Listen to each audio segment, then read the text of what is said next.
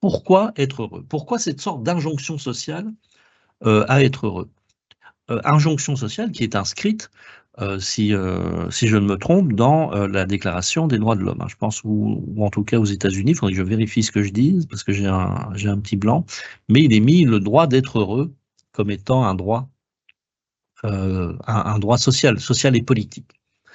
Pourquoi faut-il être heureux? Est-ce que, on peut finalement vivre sans chercher à être heureux? Est-ce que c'est une recherche universelle? Eh bien, être heureux quand même apporte toute une série de bienfaits. Bon, d'abord, être heureux, c'est une sensation quand même généralement agréable. Donc, pourquoi se priver de sensations agréables si on peut en rencontrer? On a remarqué aussi qu'il y avait un lien entre le bonheur et la sociabilité. C'est-à-dire, plus je suis heureux, plus je suis ouvert aux relations sociales. Et la question, c'est est-ce que les relations sociales peuvent en retour me rendre un peu plus heureux? Ça, on va voir par la suite. On a vu, en tout cas, si on croit toute une série de recherches qui ont été menées après la recherche sur les religieuses, qu'il y aurait quand même, qu'on observe quand même très souvent une corrélation entre durée de vie et sentiment d'être heureux. Ça donnerait une meilleure santé aussi, meilleur rapport à la santé. Alors d'abord, il y aurait une influence évidemment sur le corps, notamment sur les neurotransmetteurs, mais aussi ça augmenterait les comportements en faveur de la santé. Ça augmente les chances de réussite. C'est plus je suis heureux, dit, de manière un peu caricaturale, plus j'ai de chances de réussir dans mes projets.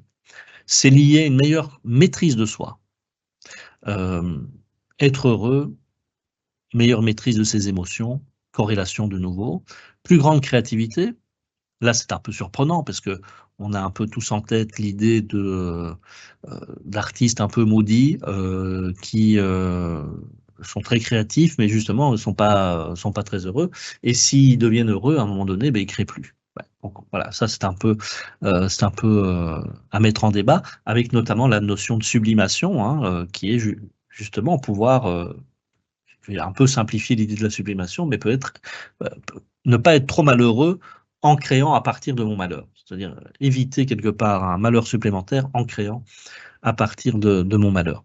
Mais comme je vous disais, la sublimation, c'est pas trop rentré dans, le courant de la psychologie positive qui reste quand même très, lié au TCC et cette notion-là étant de psychanalyse, elle est moins intégrée.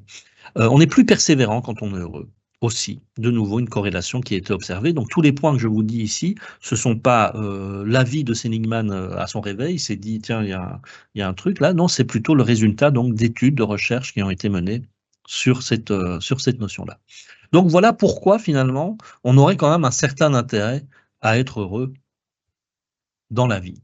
Quand on pose la question comme dans cette étude, hein. C'est une étude qui a été menée, à plusieurs reprises et apparemment, je pense avoir les derniers chiffres qui sont quand même déjà un petit peu, anciens. Ils ont quelques années, voire même plus, je dirais bien plus d'une dizaine d'années. Hem, mais c'est une étude qu'on réplique à différents moments et c'est une étude qui a porté donc dans 45 pays qui étaient choisis pour ne pas justement être dans la même catégorie, hein, de nations. Vous savez, il y a des pays qui sont plus, dans le secteur tertiaire et cetera, d'autres dans le secteur primaire. Donc on a essayé d'avoir, quand même une sorte d'échantillonnage dans ces pays-là. Plus d'1 million de personnes ont été questionnées sur quel est votre taux de bonheur sur une échelle de 1 à 10 et la moyenne de cette étude, c'est 6,75. C'est-à-dire que le million de personnes qui a été interrogé estime être heureux à 6,75 sur 10. C'est absolument subjectif évidemment, mais voilà le chiffre moyen. C'est-à-dire que si vous vous estimez heureux à 6,50, vous êtes un petit peu en dessous de la moyenne. J'aurais pu vous poser la question avant, mais peut-être que vous l'avez fait, que vous avez fait la comparaison en disant: «Ah tiens, moi j'aurais mis plus ou moins».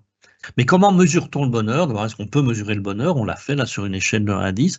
Est-ce qu'il y a des échelles de bonheur? Et puis après on verra s'il y a des questions sur cette première partie et je vous proposerai une petite pause. Il y a, plusieurs approches et notamment une approche qui est très facile, très rapide à faire. Vous allez voir, c'est quelques questions. On va le faire tout de suite. C'est le SAV qui n'a rien à voir avec, cette séquence de télé avec, Omar et Fred qui était très drôle. C'est le la satisfaction de vie. Le questionnaire de satisfaction de vie a été élaboré dans les années 90 par Rick Snyder. C'est une mesure essentiellement, enfin, voilà, je vais vous la proposer, on va en parler après. Donc l'idée, c'est que vous allez accorder un chiffre aux 5 questions qui vont suivre, qui vont aller de 1 à 7. 1, vous n'êtes pas du tout d'accord avec l'exposé, avec la phrase qui est proposée. 7, vous êtes tout à fait d'accord. Et le 4 est évidemment la réponse neutre. Donc de 1 à 7, 5 questions. Et après, on voit ce qu'on en fait. Voici les questions. Première question. Ma vie est en grande partie proche de mon idéal. Plus vous êtes proche, plus le chiffre est élevé. 2. Mes conditions de vie sont excellentes. Même chose. Plus vos conditions de vie sont bonnes, plus le chiffre est élevé. Troisième point, subjectivement, je suis satisfait de ma vie. Plus le chiffre est élevé, évidemment, plus vous êtes satisfait. Jusqu'ici, j'ai obtenu des choses importantes que je voulais dans la vie. Si vous avez obtenu ces choses-là, le chiffre est élevé. Et dernière question, si je pouvais refaire ma vie intégralement, je ne changerais presque rien. Ça ne veut pas dire que vous la referiez à l'identique, hein. Je pense que c'est important de se dire qu'on peut tenir compte des apprentissages, mais moins vous changeriez, plus votre chiffre est élevé. Vous avez 5 chiffres, donc vous avez des résultats qui vont entre 5 et 35. Notez un peu votre score et on va le comparer à un échantillonnage. Voilà, à des résultats, donc de nouveau, c'est une étude qui a été menée sur une grande population à travers différents pays. C'est une mesure qui a été répliquée et les résultats sont ceux-ci, de 1 à 14. Vous avez un degré de satisfaction qui est inférieur à la moyenne des résultats. De 15 à 25, vous avez un résultat qui est dans la moyenne et à partir de 26, vous avez un résultat supérieur à la moyenne. Vous êtes donc plus satisfait de la vie que la moyenne de la population. Cette mesure est essentiellement, si on lit les questions, une mesure hédoniste du bonheur. Alors pas uniquement, hein, mais c'est un peu ce qu'on a reproché, c'est de se dire, c'est vraiment l'idée du plaisir des plaisirs comme ça, aujourd'hui. Il y a moins d'idées de, même s'il y a des questions par rapport à ça, mais en tout cas, voilà, c'est une mesure qu'on classifie plutôt dans les mesures hédonistes du bonheur. Mais c'est pas la seule mesure du bonheur, hein, on va en voir encore 2 autres. Il y a une formule de Ed Diener, comme ça vous avez d'autres noms aussi au fur et à mesure que Seligman et Csikszentmihalyi. Ed Diener, lui, a établi la mesure du bien-être subjectif qui est absolument aussi subjective, hein, comme mesure, puisque pour lui, le bien-être subjectif, c'est la satisfaction de vie de Ed Diener, donc on reprend cette idée-là, plus le vécu affectif, plus les états émotionnels. C'est-à-dire que pour arriver à un bien-être subjectif, il faut quelque part avoir ce rapport positif à son existence, hein, c'est un peu un bilan de l'existence que propose Rick Snyder, hein, dans la mesure avant, et il faut avoir donc un rapport d'émotions agréables dans l'existence, en plus de ce constat.